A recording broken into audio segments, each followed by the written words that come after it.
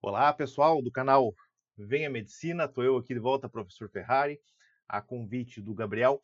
E hoje eu quero fazer com vocês a resolução da prova da PUC de Toledo, aí agora que ocorreu recentemente.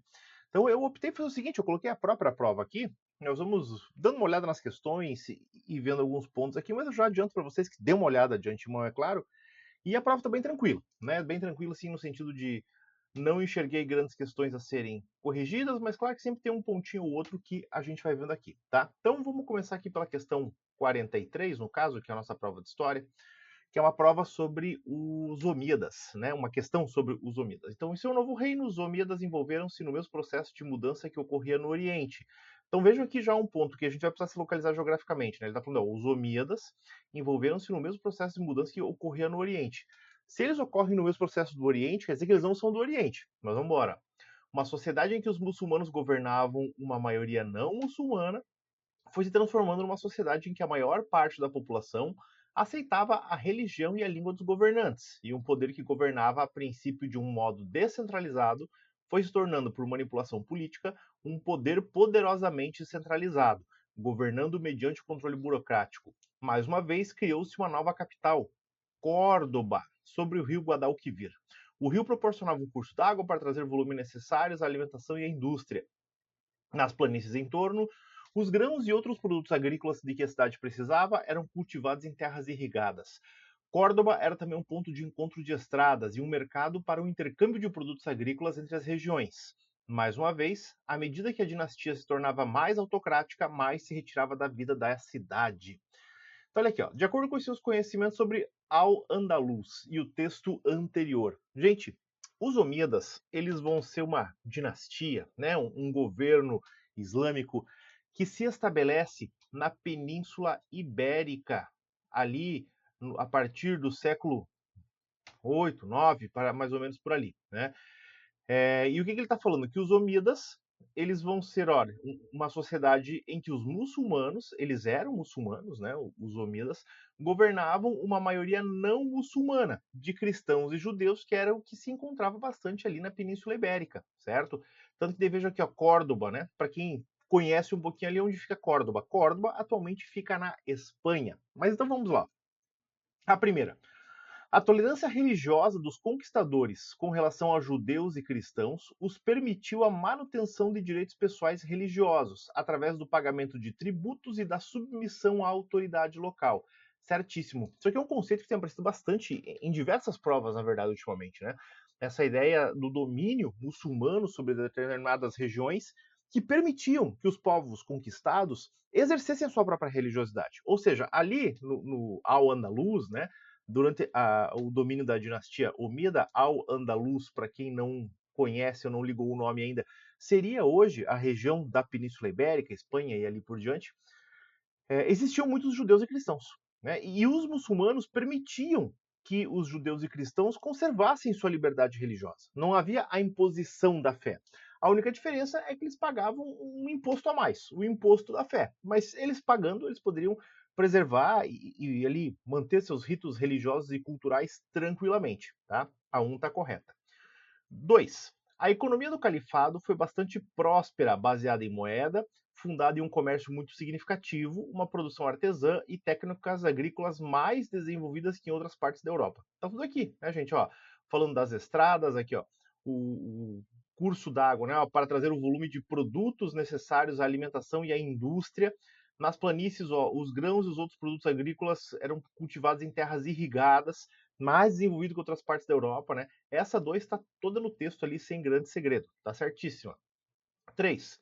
Os povos identificados como moçarabes deveriam se vestir de forma diferente para não serem confundidos com os muçulmanos, o que poderia dar a eles um status de igualdade, e com o passar das décadas, essas distinções aumentaram a insatisfação desse grupo. Aqui, claro, né, como toda boa prova da PUC, tem alguns pontos que são bem específicos, né? Então, o que são os moçarabes ou moçárabes? Eles eram cristãos que viviam ali naquela região, tá? Que acabavam se vestindo e se comportando como muçulmanos, mas eles não eram muçulmanos. Tanto que tá aqui, ó, eles deveriam se vestir de forma diferente, né, para não serem confundidos com os muçulmanos porque senão eles poderiam ganhar um status de igualdade. E com o passar das décadas, essas distinções aumentaram a insatisfação desse grupo. Essa aqui está correta também. Não fala nada sobre isso no texto. Essa aqui é uma que exige exatamente um conhecimento, né? E aí, se você não sabe o que é um moçárabe, complica um pouco a vida e realmente é um conceito muito específico de fato, tá? E aqui a 4, ó. A dinastia Omíada se estabeleceu na Península Arábica e constituiu um califado islâmico com sede em Córdoba, que se destacou pela cultura, produção do conhecimento, diversidade e tolerância. Essa 4 também é sacana, por quê? Porque não é na Península Arábica, é na Península Ibérica, né? Ou seja, é no continente europeu. Tá? É só um detalhezinho aqui que te pega, né? E qual é o problema? O resto tá tudo certo, né? Tudo certo, sim. O resto todo faz sentido. Então é uma questão efetivamente para confundir, tá? Como é típico, né? E daí, claro, está aqui, é a B, né? Ó, 1, 2 e 3, beleza. Mas aí o que, que eu sempre acho sacanagem nessas provas? Se você não sabe a 3 e não marca, a 1 e a 2 estão aqui. Assim como se você confunde na 4, a 1 e a 2 e a 4 estão aqui também, num detalhezinho ali, num conceitinho fechadinho, que, enfim, é uma das características da prova da PUC, tem sempre que tomar muito cuidado com isso aí, né? Vamos aqui para a próxima. Aqui tem um trecho do quadrinho Persépolis, né, que fala sobre a Revolução Iraniana, ou no caso a derrubada ali do Shah Reza Pahlavi em 79. Então tá aqui, né, o quadrinho, vou ler rapidinho com vocês. Ó. Meus pais iam todos os dias às manifestações, né, abaixo o rei. Daí a menina falando aqui também, eu gosto do rei, ele foi escolhido por Deus. Daí o pai pergunta, quem disse isso? A professora? É Deus em pessoa. Vem cá, senta no meu colo que eu vou tentar te explicar. Isso, explica tudo que eu vou dormir, a mãe falou assim, né? As coisas estavam piorando, o exército atirava nos manifestantes e eles jogavam pedras nos soldados. O rei não foi escolhido por Deus, o pai fala. Foi sim, ele está na primeira página do meu, isso está na primeira página do meu livro de escola. Isso é o que eles dizem. Aí aqui no outro quadrinho. De noite, de tanto andar e jogar pedras, meus pais ficavam completamente exaustos. Ei, vamos jogar banco imobiliário? Estamos cansados, querida, agora não é a hora. Banco imobiliário só em sonho, nunca, nunca, nunca é a hora. Né? Então a menina indignada, claro, com as coisas dos pais. Daqui, ó. A verdade é que 50 anos atrás, o pai do Shah, que era soldado, tramou um golpe de Estado para derrubar o imperador e instaurar uma república. Se Deus quiser, daqui a 19 dias, 15 dias, né, não consigo ler direito aqui, estaremos na capital. Deus vai querer assim, cara. Né? E mesmo se Deus não quiser, quem é que pode nos deter? Então, falando sobre a questão do golpe e assim por diante, tá? Então veja, o quadrinho acima retrata o período da derrubada do Shah Reza Pahlavi em 79 e a subida ao poder dos líderes xiitas.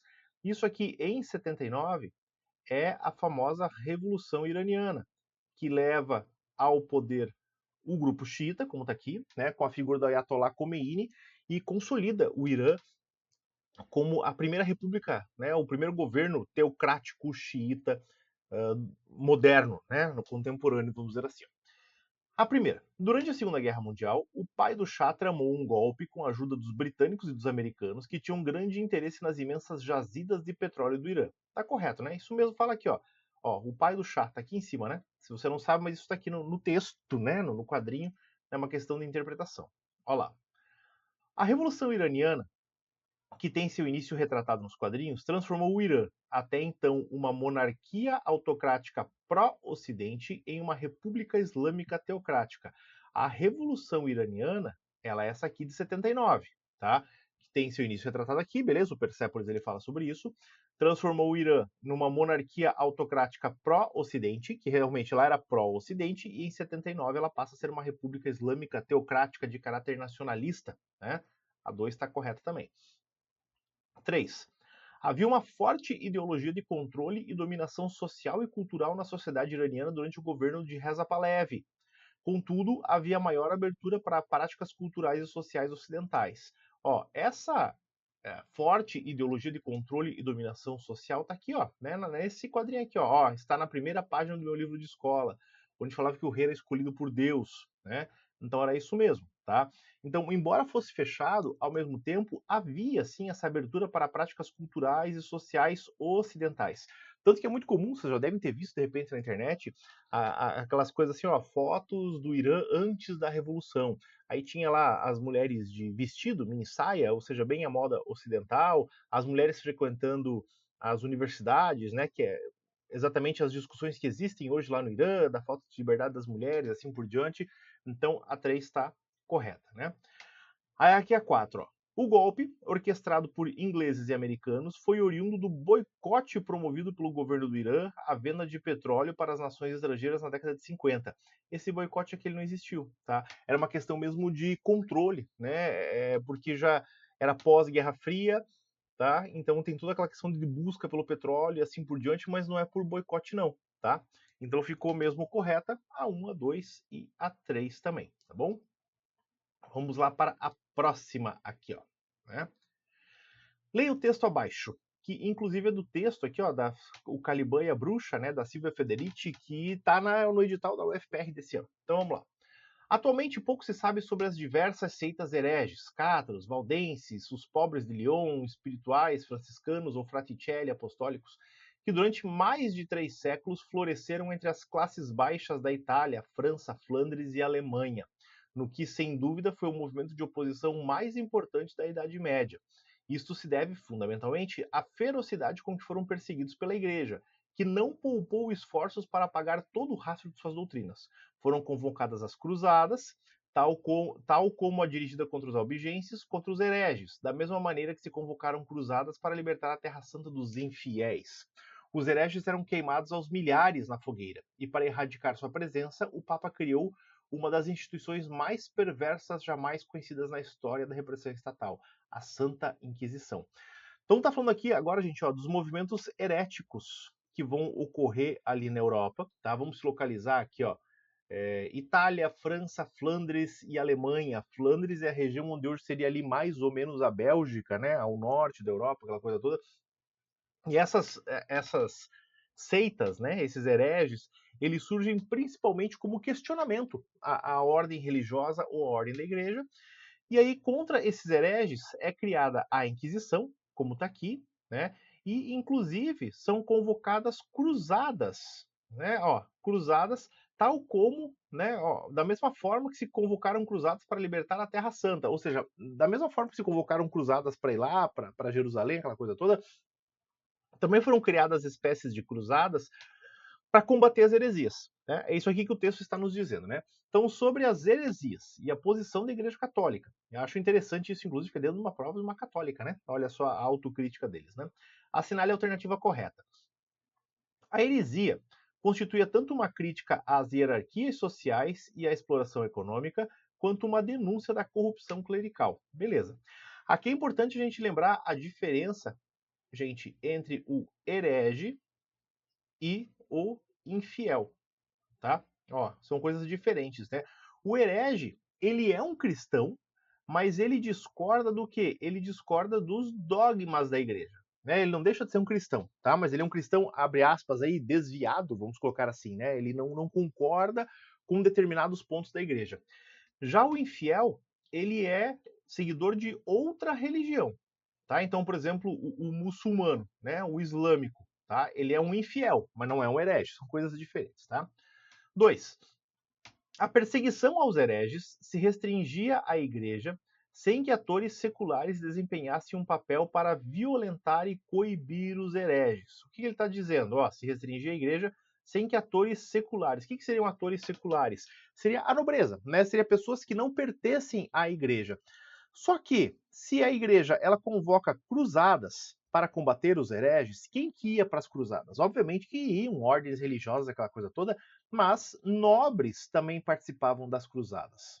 Né?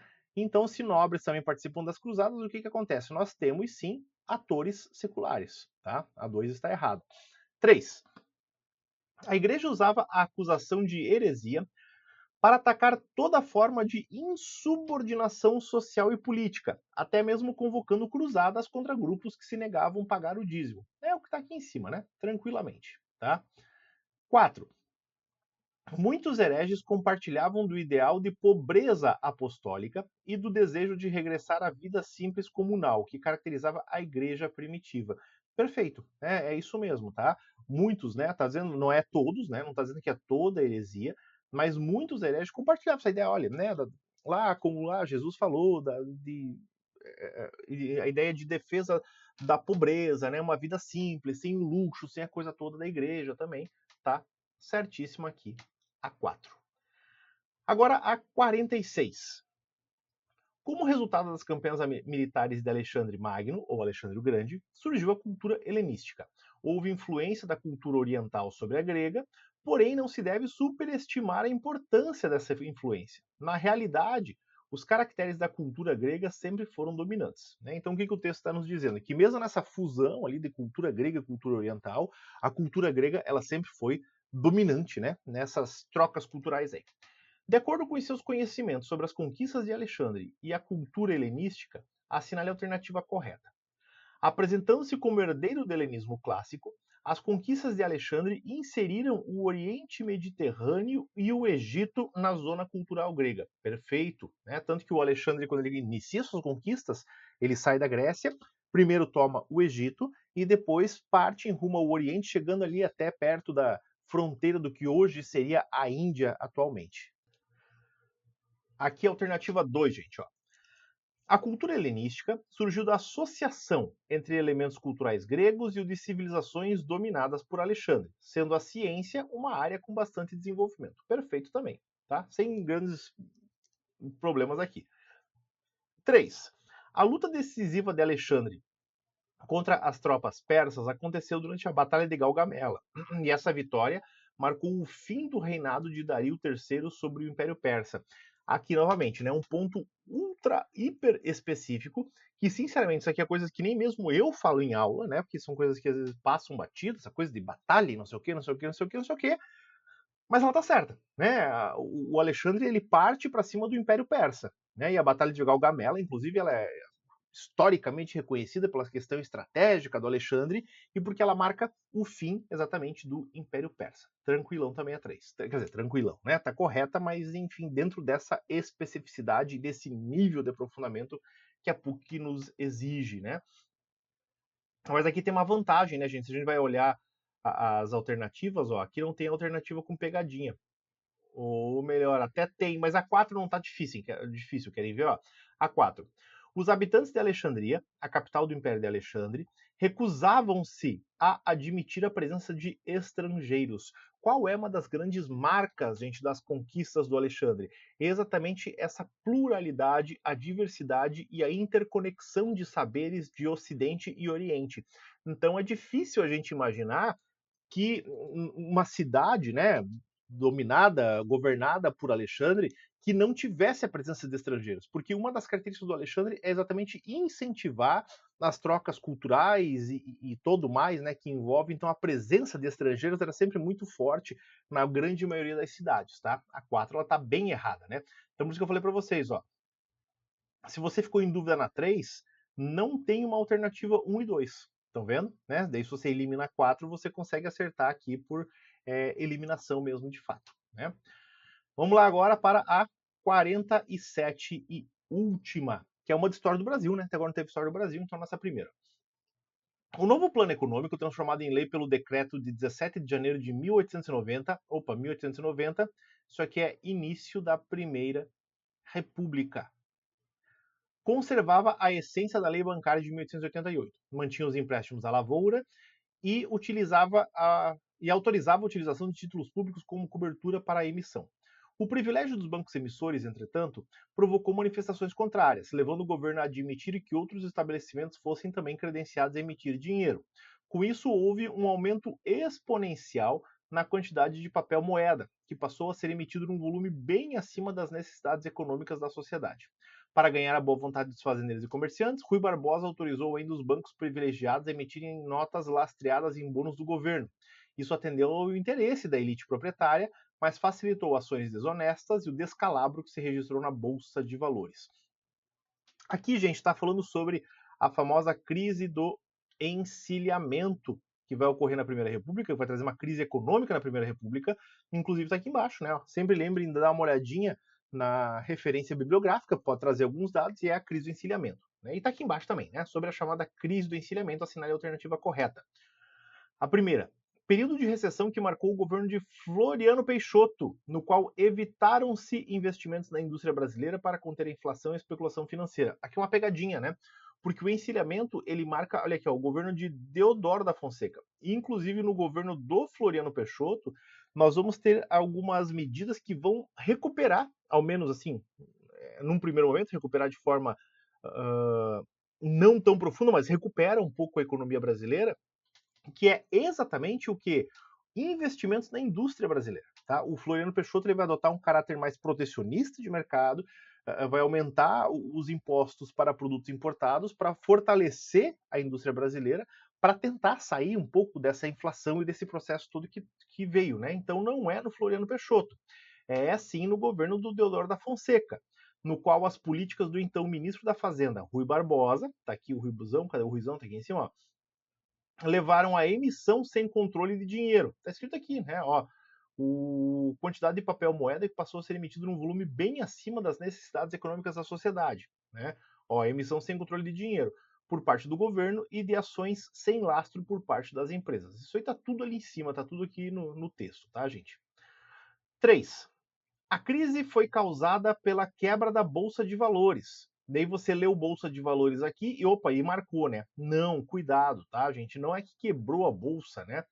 Ó, que não resistiu ao surto especulativo do pós-Primeira Guerra Mundial e levou o mundo a uma grande recessão econômica.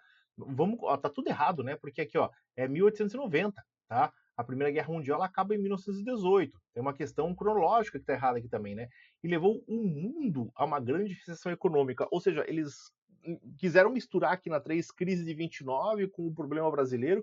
Esse problema brasileiro não teve nada a ver com a crise de 29, até porque, ó, vejam, é bem antes, né, gente? É 40 anos antes da crise de 29, tá? E aí sobrou 4, né? A emissão de papéis sem lastro, sob a justificativa de promoção da industrialização do país, elevou a inflação e a especulação financeira.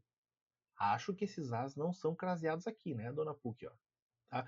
Elevou a inflação e a especulação financeira, provocando uma das maiores crises econômicas da história do país. Certíssimo a 4 e beleza, certíssimo a B também. Então, assim, ó, gente, a prova em termos de recurso, anulação, não cabe nada aqui, tá? Uma prova bem redondinha, bem tranquila, mas, claro, PUC sendo PUC, né? Uns pontos bem específicos, uns pontos bem pentelhos, né?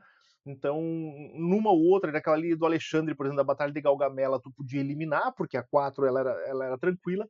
Lá na primeira pergunta, aquela dos Omíadas, né? Também tinha uma pequena ali. Eu não gosto quando as provas fazem isso, pegar esses termos específicos, mas elas fazem, que cobrou ali os moçarabes, né? Mas, enfim, tá no que eles gostam de fazer com a gente, tá?